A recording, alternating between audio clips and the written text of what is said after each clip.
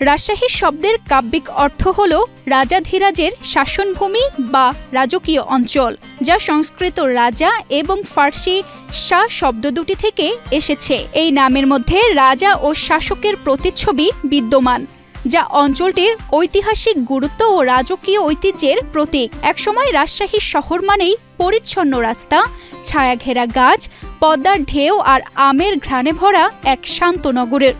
রাজশাহী মানেই প্রশান্তি।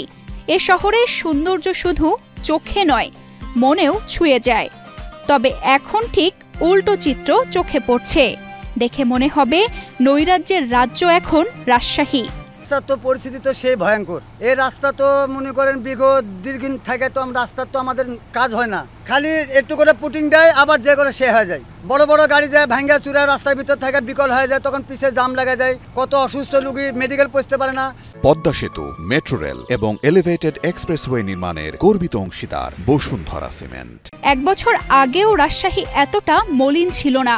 এখন সড়কের পাশে পড়ে থাকে বর্জ্য আবর্জনা, ফুটপাত হকারদের দখলে, আর খানা খন্দে ভরা সড়কে প্রতিদিন ভোগান্তিতে পড়ছেন হাজারো মানুষ।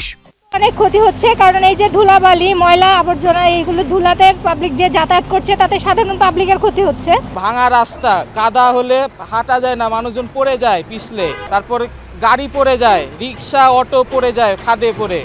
গত এক বছরে রাজশাহী সিটি কর্পোরেশনের সেবায় নেমেছে ধস, এমন অভিযোগ নাগরিকদের। রাজশাহী সিটি কর্পোরেশনের তত্ত্বাবধানের দায়িত্বে যারা আছে তাদের অবহেলা এবং কর্মচারী কর্মকর্তাদের ঠিকমতো পরিচালনার অদক্ষতার কারণ ময়লা আবর্জনাগুলো দিনের পর দিন পড়ে থাকতেছে। একটা প্রশাসক এটা আপনার কেউ কোনো মনিটরিং করতে পারতেছে না। কাউন্সিলর নাই, দায়িত্ব পালন করার কোনো লোক নাই।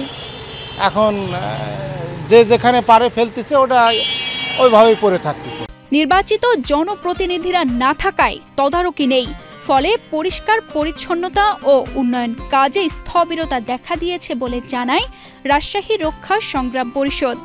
আপনারা জানেন যে 5ই আগস্ট 24 এরপরে কিন্তু বিভিন্ন প্রতিষ্ঠানে যে জনপ্রতিনিধিরা ছিল, তার মধ্যে রাজশাহী সিটি কর্পোরেশনে মেয়র এবং কাউন্সিলররা ছিল, তাদের এই অনুপস্থিতিতে আমরা এখন দেখছি যে সেই সময় একরকম সেবা জনগণরা পেত, এখন নাগরিক সেবা থেকে একেবারেই বঞ্চিত, যা মনে করেন কষ্টের শেষ নেই। তাহলে তো রাষ্ট্রের একটা দায়িত্ব আছে যে নাগরিক সেবা যে বিধানটা, সে অনুযায়ী নাগরিকদের সেবা দেওয়ার কথা। উন্নয়ন কাজ চলমান থাকায় কিছুটা ভাটা পড়েছে, আগের অবস্থায় ফেরার চেষ্টা চলছে বলে জানালেন রাজশাহী কর্মকর্তা। ধস এই বিষয়টার সাথে আমি একটু দ্বিমত পোষণ করতে চাই। আসলে আপনারা জানেন যে 5ই আগস্টের পরে একটা রেজিম চেঞ্জ হওয়ার পরে কিছু চেঞ্জ আসে, খুবই স্বাভাবিক বিষয়। তো রাস্তাঘাটের যে বিষয়টা আপনারা জানেন, ব্যাপক ডেভেলপমেন্ট ওয়ার্ক হচ্ছে, বিশেষ করে আমাদের ফ্লাইওভারগুলো হওয়ার পরিপ্রেক্ষিতে আমাদের মূল রাস্তা যেগুলো, সেগুলোতে কিন্তু আমরা প্রপারলি রাস্তা ঝাড়ু থেকে আরম্ভ করে আদার্স যে কার্যক্রমগুলো করতে পারি না, এবং তার জন্য হলো সংশ্লিষ্ট বিভাগ, আমাদের ইঞ্জিনিয়ারিং বিভাগ এবং আমাদের যারা ঠিকাদার, নিয়োজিত ঠিকাদার, তারা এগুলো ডাইভারশন করেছেন, কিন্তু তারপরেও এটা কিন্তু আপ টু দ্য মার্ক হবে না, খুব স্বাভাবিক একটা বিষয়। আর পরিচ্ছন্নতার সাথে এটা তো অবশ্যই, মেন রোড যদি আপনার নোংরা থাকে তাহলে গোটা শহর কিন্তু আপনাকে নোংরা মনে হবে, এটা খুবই স্বাভাবিক। আর আমাদের চেষ্টা ছিল, আর সবসময় চেষ্টা থাকে যে আমাদের সুনাম ধরে রাখার, এবং সেটা চেষ্টা করছে। নাগরিকরা চান রাজশাহী যেন ফিরে পায় তার আগের রূপ।